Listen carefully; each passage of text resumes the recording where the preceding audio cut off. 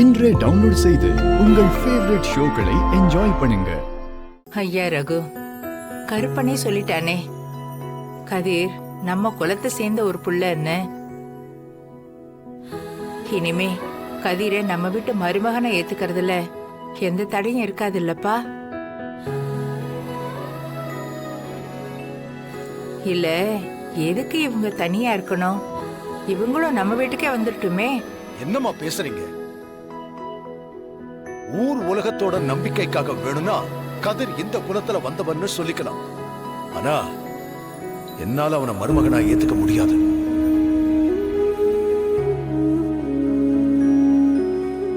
உண்ட வீட்டுக்கே ரெண்டகம் பண்ற மாதிரி தானே அவனோட கல்யாணம் நடந்தது. அவன் குத்துற காயம் ஆறி இருக்கலாம், ஆனா அந்த வடு மறைஞ்சிராது. மச்சான், அப்ப கதிரை நீங்க இனிமே மாப்பிள்ளையா ஏத்துக்க மாட்டீங்களா மச்சான்? அப்படி ஒரு முடிவு எடுத்தீங்கன்னா அது ரொம்ப தப்பு மச்சான். அந்த முடிவை மாத்திக்கங்க மச்சான். ஏங்க என்ன பேசிட்டு இருக்கீங்க? அவங்க பண்ணது என்ன சின்ன காரியமா? இந்த வீட்டுக்கு எவ்வளவு பெரிய துரோகம் பண்ணிருக்கான். அவனை போய் நல்லவன்னு சொல்லிட்டு இருக்கீங்க.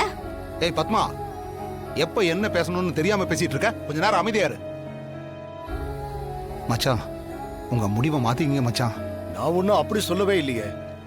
அவன் என்னைக்கு தன்னை நிரூபிச்சு என் பொண்ண என்னை விட ரொம்ப நல்லா பாத்துக்கிறானோ, அந்த தகுதியை வளர்த்துக்கிறானோ, அன்னைக்குதான் நான் அவனை இந்த வீட்டு மருமகனா ஏத்துக்குவேன். அப்ப இத்தனை நாளா நீங்க அவன்கிட்ட அனுசரணையா நடந்துகிட்டதுக்கு என்னங்க அர்த்தம்? அடமானத்துல இருந்த பைக்கை மீட்டு கொடுத்திருக்கீங்க.